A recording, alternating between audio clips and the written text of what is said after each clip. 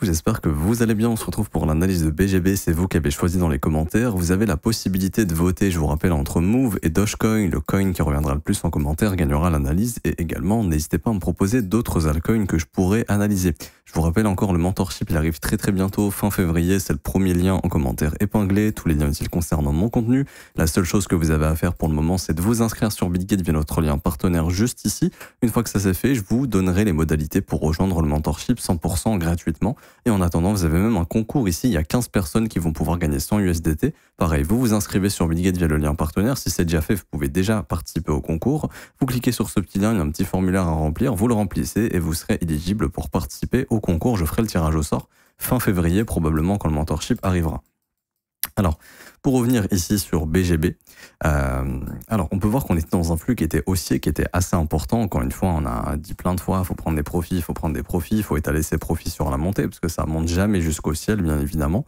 Et on avait atteint des objectifs assez importants pour ceux qui s'en souviennent, des extensions qui très souvent marquent des tops, ou en tout cas vont marquer des consolidations.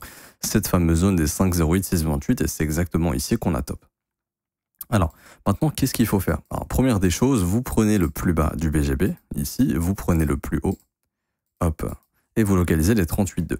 38,2, c'est le niveau sur lequel où on est, et également, on est en train de bosser ce fair value gap weekly. Alors, ce qu'on peut voir au sud, c'est qu'on a laissé beaucoup de fair value gap vectoriel, donc il y en a un ici, enfin, je vous donnerai les niveaux de prix juste après, mais pour l'instant, on va se concentrer sur celui-ci. Alors, il y a une règle qui dit que tant que 38,2 est maintenu, éventuellement, le prix peut chercher toujours de nouveaux ATH et se diriger du coup au-dessus des 8,50$ à peu près, qui est l'ATH actuel. Donc, pour moi, il faut toujours donner une chance à se faire value gap, ok.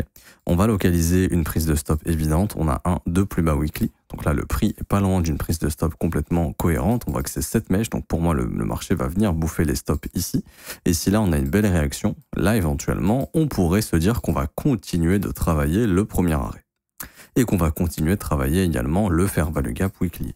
Tant que c'est le cas, le marché peut consolider au cours des prochaines semaines et puis pourquoi pas, à un moment donné, essayer de réenclencher une phase haussière. Donc ça sera observé. En revanche, si le marché casse le premier arrêt, et vous connaissez la règle, très souvent ce qui se passe, c'est qu'on va chercher la zone de rechargement. Et ici, la zone de rechargement, elle est entre les 3,31$ et les 1,88$ à peu près. Donc il en ferait une zone excellente pour de l'investissement. Là, c'est pas forcément de l'investissement, ça va plutôt être du suivi de tendance. C'est-à-dire, ok, jouer éventuellement une continuation de la tendance. Par contre, l'investissement, c'est dans la zone de rechargement que ça se passe. Alors, est-ce qu'on va aller en zone de rechargement? On peut pas savoir. Mais en tout cas, ce qui va nous intéresser, nous, c'est de voir la réaction du prix ici. Alors, pour l'instant, il n'y a rien. Même si vous regardez en daily, on a plusieurs semaines, enfin plusieurs jours ici de baisse. On voit clairement que le flux est baissier. Après des phases haussières comme ça, c'est tout à fait normal. Il y a beaucoup d'investisseurs qui prennent leurs profits. Alors, ce qui est bien sur BGB, c'est que on a plusieurs wallets qui appartiennent à Bitget. Je crois qu'ils détiennent 90% des coins. C'est comme tous les exchange tokens. Très souvent, ils sont holdés majoritairement par les exchanges, parce qu'en fait, c'est un peu comme une société. Bitget a grosso modo 90% des parts de la société, tout simplement, et ils n'ont pas d'intérêt à les vendre parce que ce serait un concurrent qui peut racheter. Et du coup, c'est bien parce que ça prouve, ça montre que eux, ils vont probablement jamais vendre, ou en tout cas, ils vont manager leurs risques différemment, comme sur les contrats dérivés, etc. S'ils veulent en tirer de la profitabilité. Mais leur objectif à Bitget et à tous les exchanges qui ont des exchange tokens, c'est d'avoir la capitalisation la plus haute. C'est comme si, en fait, imaginons un jour Bitget atteint 50 milliards de market cap, le BGB. En gros, c'est comme si Bitget était valorisé à 50 milliards, par exemple. Et quand tu as une société qui vaut 50 milliards, automatiquement, tu deviens milliardaire. Donc ça, c'est l'objectif. Alors, on est monté jusqu'à je ne sais plus trop combien de market cap. Tac. D'ailleurs, moi, j'ai eu des graphes qui circulent, qui circulent dans l'industrie des exchanges, où Bitget a été la plateforme qui a attiré le plus d'utilisateurs cette année 2024, je crois, en dehors de Binance. C'est-à-dire que Bitget a attiré plus d'utilisateurs que toutes les autres plateformes sur cette année 2024, donc ce serait cohérent, donc plus que MXC, plus que Bitfinex, plus que tous les autres, en gros, quasiment, sauf Binance, et Coinbase, sur tout ce qui est en dehors du marché américain. Du coup, c'est ce qui a fait exploser le prix du token parce que plein d'utilisateurs sont partis sur la plateforme. Mais actuellement, on est à 5,8 milliards de market cap. Alors, on est monté jusqu'à peu près ici les 12 milliards. Ok. Faut savoir qu'on partait quand même de fin 2024 autour des 1 milliard. Donc là, c'est normal pour moi de retracer complètement ce mouvement ici, il n'y a rien de très grave. Et ce qu'il va falloir attendre, c'est une phase de consolidation. Et dans la zone de rechargement, ce serait pas trop mal, hein, puisque le BGB, à mon avis, continuera de progresser à long terme. Parce que la plateforme risque de continuer de progresser, etc., etc. Et on voit que des retracements en zone de rechargement, on en a déjà eu, hein, comme ici, par exemple, on a eu un retracement en zone de rechargement. Ici, on avait eu des pumps, des consolidations, pump, retracement, pareil. Bon, là, il y a eu une grosse mèche, ça a dû être un problème de market making. Je sais ici que Bitget avait communiqué qu'ils avaient remboursé tous ceux qui avaient pu perdre des fonds si jamais il y a eu des stops déclenchés. Donc ça, c'était plutôt sympa. Et du coup, voilà, l'idée, si on perd le premier arrêt, zone de rechargement. Maintenant, ce qui est intéressant, c'est que on se fait pas dumper sur la gueule par des VC ou des market makers ou autres, puisque les wallets sont publics et tu as 90% des tokens qui sont dans plusieurs wallets et ces wallets ne bougent pas. Donc ça, c'est plutôt intéressant et ça indique que en fait, le BGB est rare. C'est pour ça qu'il a atteint les 12 milliards, parce qu'il est très rare. Ok. Et donc le peu de FOMO qu'on a eu là en décembre sur le marché, ça a complètement fait exploser le token. Donc s'il y a une prochaine phase d'euphorie sur le marché, il faudra se dire que le BGB en fera partie probablement et que ça pourrait même être encore plus important que ce qu'on a eu ici, potentiellement. Je dis pas ça parce que je suis en partenaire avec eux, d'ailleurs c'est même pas une vidéo sponsorisée, hein. C'est vous qui avez choisi le token de BGB en analyse. Mais encore une fois, j'ai toujours été honnête et transparent sur BGB, où je vous disais plusieurs fois, pour moi c'est sous-évalué, quand on regarde les concurrents c'est clairement sous-évalué.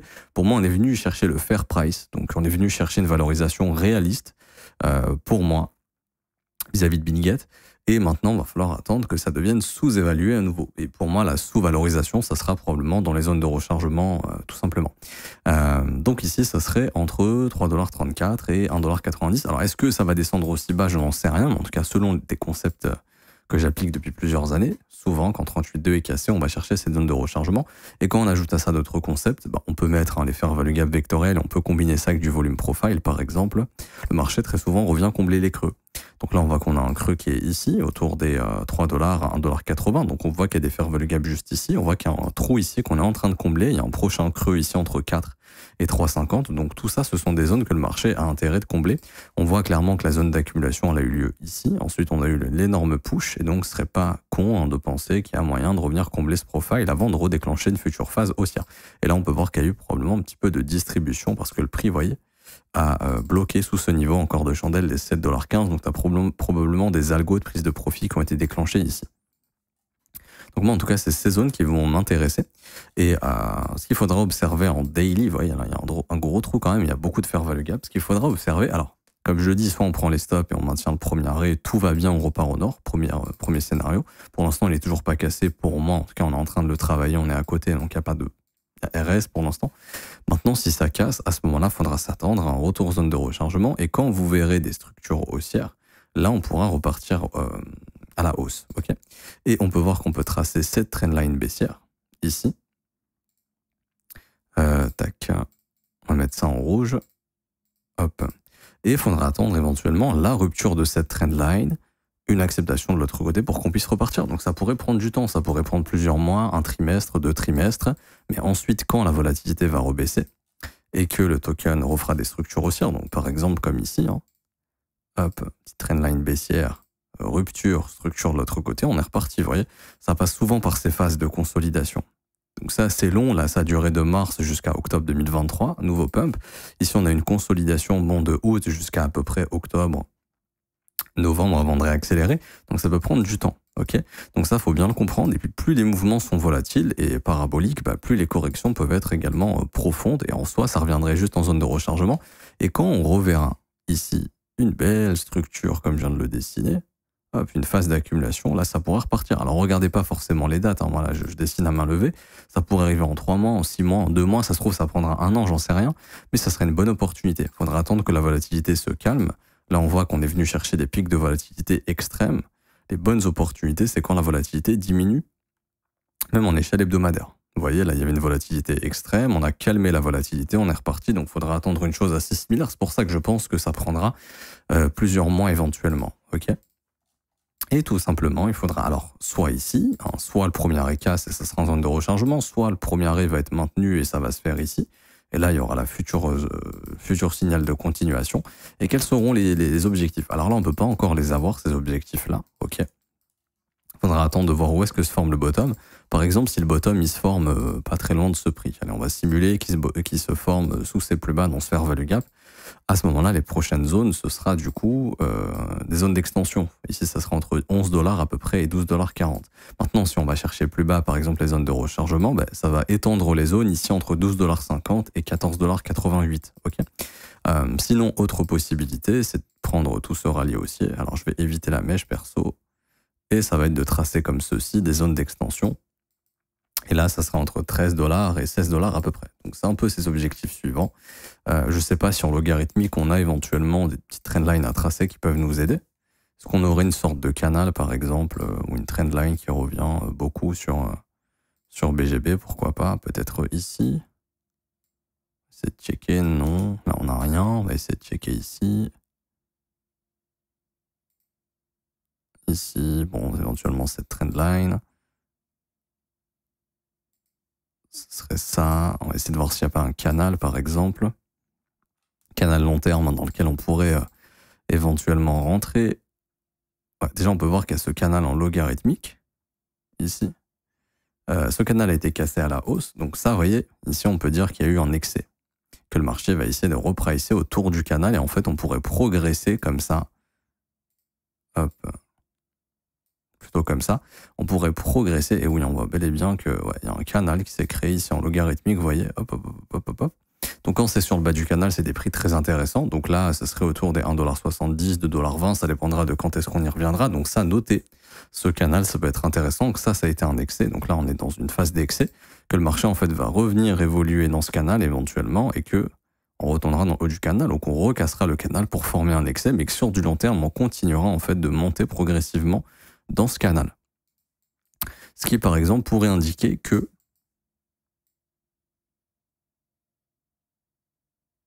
hop, par exemple, que le BGB, s'il continue de respecter ce canal, au minimum, il sera, par exemple, en fin 2025, il sera au minimum au-dessus des 3,50 $, par exemple. Et si on vient rechercher le haut du canal pour cette fin d'année, on sera autour des 8 $, la résistance actuelle. Et s'il y a un excès, bah là, on pourrait repartir dans une phase haussière. Mais ouais, en tout cas, là, on voit vraiment bien le canal ici, le canal de progression dans lequel on était. Franchement, il est très, très bien dessiné. Même ici, là, hop, on peut vraiment bien le dessiner comme ceci. C'est un très beau canal. Donc, peut-être attendre que le BGB revienne dans ce canal. Ok. Ça correspondra d'ailleurs à la zone de rechargement. Donc ce sera plutôt une zone intéressante, éventuellement de retravail. On voit qu'il y a tous ces fair value gap vectoriels qui seront probablement recomblés. Donc celui-ci a été comblé, le deuxième est entre 3,48 et 3,91 et le dernier serait entre 1,74 et 2,38 et on voit que ça correspond au bas du canal. Donc éventuellement, ça en ferait des zones très intéressantes pour aller rechercher plus tard de futures hausses. Donc déjà recoller au haut du canal, pourquoi pas, et puis pourquoi pas recasser le canal éventuellement.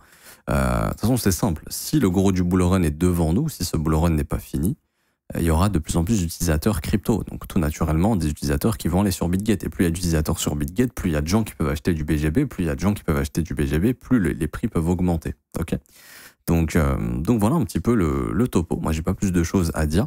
Donc je vais m'arrêter ici pour aujourd'hui. J'espère que ça vous aura plu. Si c'est le cas, n'hésitez pas à laisser un petit pouce bleu, vous abonner si ce n'est pas déjà fait. Également, mettre un petit commentaire. Merci à ceux qui jouent le jeu. À mettre aussi le coin que vous voulez que j'analyse en commentaire. Également, comme d'habitude, le copy trading qui se passe sur BitGet, d'ailleurs, qui pour moi est clairement la meilleure plateforme actuellement. Donc on vous vend pas de rêve. Nous, l'objectif, c'est de faire une rentabilité réaliste. Donc là, par exemple, on a une de nos stratégies qui a commencé à 500 $ et qui est à 540 en l'espace de quelques mois.